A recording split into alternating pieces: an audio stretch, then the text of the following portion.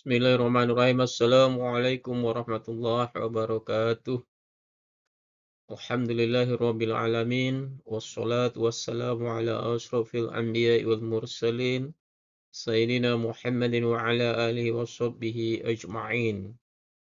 Kepada anak-anakku kelas 8 yang Bapak banggakan, pada hari ini kita masih dipertemukan kembali dalam pelajaran fikih.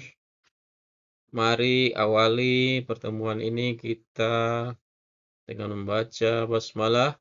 Bismillahirrahmanirrahim. Mudah-mudahan pertemuan ini bisa mendapatkan berkah dan rahmat dari Allah Subhanahu wa taala. Selamat pagi semuanya. Mudah-mudahan pada pagi hari ini anak-anak Bapak semua diberikan kesehatan, diberikan kelancaran dalam belajar.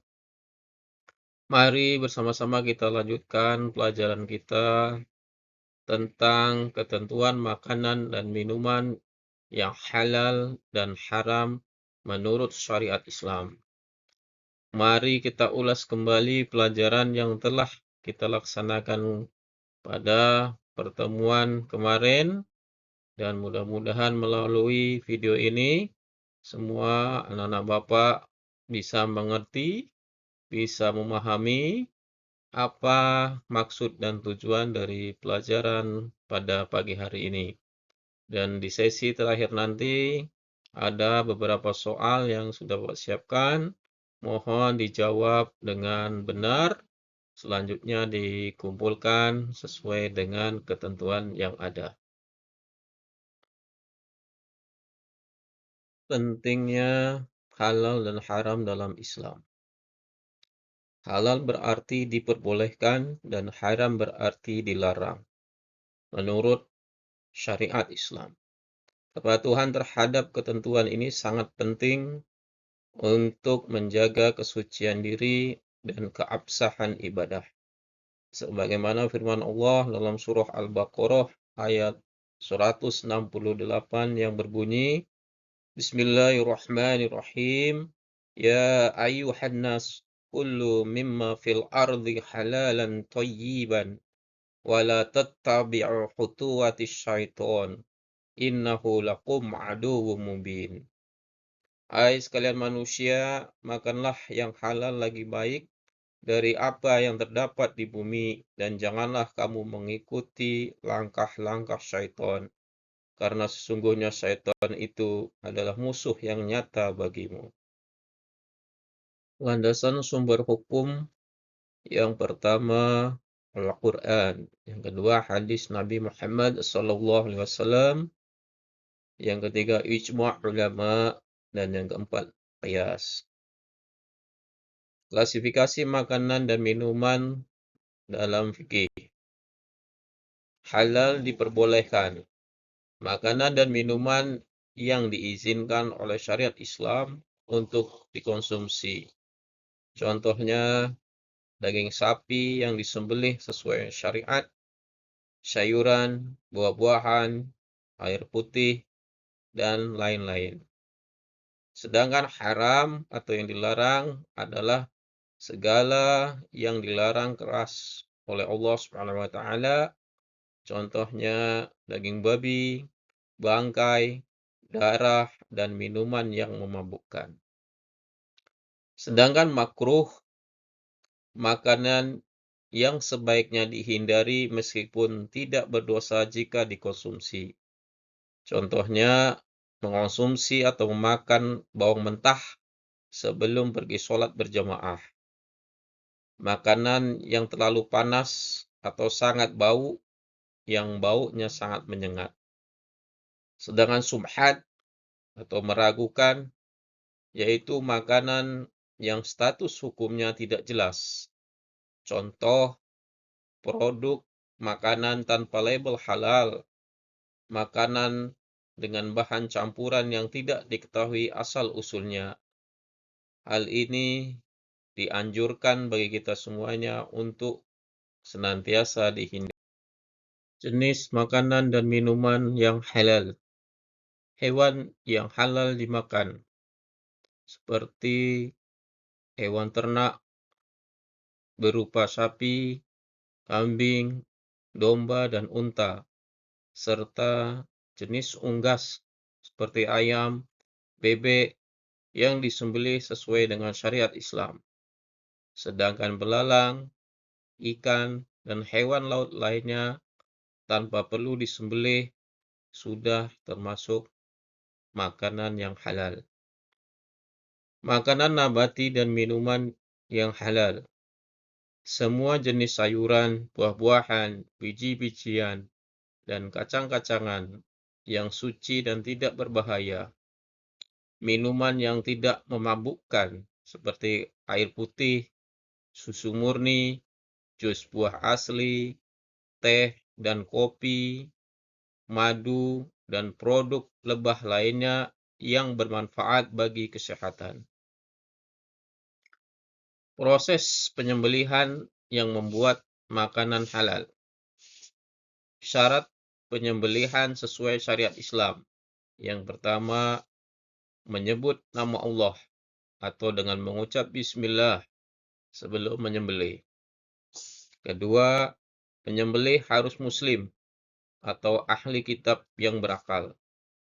Ketiga, menggunakan alat tajam untuk memutus saluran makanan, saluran pernapasan, dan 2 urat leher dengan cepat. Tata cara penyembelihan yang benar. Hewan dihadapkan ke arah kiblat, darah harus dibiarkan mengalir keluar sepenuhnya, hewan harus dalam keadaan hidup saat disembelih, tidak boleh menyiksa atau menyakiti hewan sebelumnya, pisau harus tajam untuk meminimalkan rasa sakit. Jenis makanan dan minuman yang haram. Menurut syariat, makanan dan minuman yang haram meliputi babi dan segala turunannya, baik itu dagingnya, lemaknya, gelatinnya, bangkai hewan yang mati tanpa disembelih, darah yang mengalir dari hewan, hewan buas bertaring, dan burung berkuku tajam. Larangan lainnya mencakup khamar atau minuman yang memabukkan dalam bentuk apapun. Makanan yang tercemar najis berat atau mu'allazah. Hewan yang disembelih tanpa menyebut nama Allah. Hewan yang tercekik, dipukul, jatuh, atau ditanduk oleh hewan lain seperti yang dijelaskan dalam surah Al-Maidah ayat 3 dan surah Al-Baqarah ayat 173. Larangan minuman khamar dan dampaknya. Definisi khamar menurut syariat. Khamar adalah segala sesuatu yang memabukkan dan menutupi akal baik sedikit maupun banyak, termasuk di dalamnya minuman beralkohol, narkoba, dan zat adiktif lainnya yang menghilangkan kesadaran. Dalil larangan dari Al-Quran dan hadis. Wahai orang-orang yang beriman, sesungguhnya khamar, judi, berhala, dan mengundi nasib adalah perbuatan keji, termasuk perbuatan setan. Maka jauhilah. Rasulullah SAW bersabda, setiap yang memabukkan adalah khamar, dan setiap khamar adalah haram. Makanan dan minuman yang subhat atau yang meragukan. Subhat adalah perkara yang samar antara halal dan haram, sehingga statusnya meragukan. Contoh makanan subhat meliputi produk tanpa label halal yang jelas dari lembaga resmi, makanan dengan bahan campuran asing yang tidak diketahui asalnya, produk impor tanpa sertifikasi halal yang diakui. Rasulullah Shallallahu Alaihi Wasallam bersabda, yang halal itu jelas dan yang haram itu jelas. Di antara keduanya ada perkara subhat yang tidak diketahui kebanyakan manusia. Hadis riwayat Bukhari Muslim. Sikap yang dianjurkan antara lain menghindari makanan yang meragukan demi menjaga kehalalan, bertanya kepada ahli atau lembaga sertifikasi halal, memilih produk dengan label halal resmi dari MUI, Majelis Ulama Indonesia. Halal dalam produk modern dan sertifikasi. Sertifikasi halal merupakan proses penting untuk menjamin kehalalan produk di era modern. Prosedur sertifikasi meliputi audit bahan baku, inspeksi fasilitas produksi, dan validasi seluruh rantai pasok. Di Indonesia, Majelis Ulama Indonesia atau MUI melalui LPPOM MUI menjadi lembaga resmi yang berwenang mengeluarkan sertifikat halal. Timeline proses sertifikasi dimulai dari pengajuan permohonan, pemeriksaan dokumen, audit lapangan, penerbitan sertifikat yang memakan waktu sekitar 1-3 bulan. Kesimpulan pelajaran pada hari ini bahwa memahami dan menerapkan ketentuan fikih halal dan haram adalah kewajiban setiap muslim dalam menjaga kesucian diri dan ibadah. Klasifikasi makanan dan minuman terbagi menjadi halal, haram, makruh, dan syubhat, yang masing-masing memiliki kriteria jelas berdasarkan Al-Quran, hadis, ijma', dan qiyas. Proses penyembelihan yang sesuai syariat menjadi syarat utama kehalalan daging hewan. Sertifikasi halal dari lembaga resmi seperti MUI menjamin kehalalan produk modern. Para profesional dan pelaku bisnis memiliki peran penting dalam menjaga kehalalan melalui pengawasan, pelatihan karyawan, dan kepatuhan regulasi. Jawablah pertanyaan berikut. Nomor 1.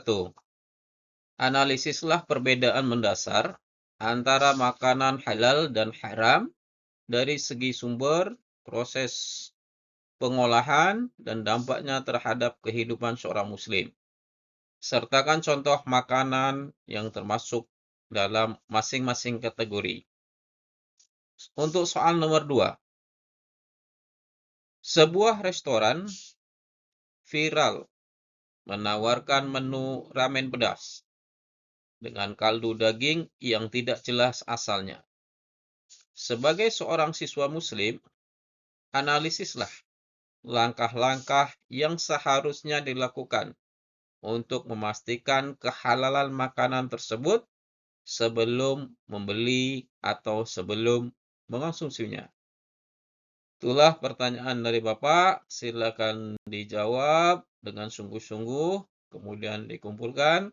Terima kasih atas perhatiannya. Wa tutup. Assalamualaikum warahmatullahi wabarakatuh.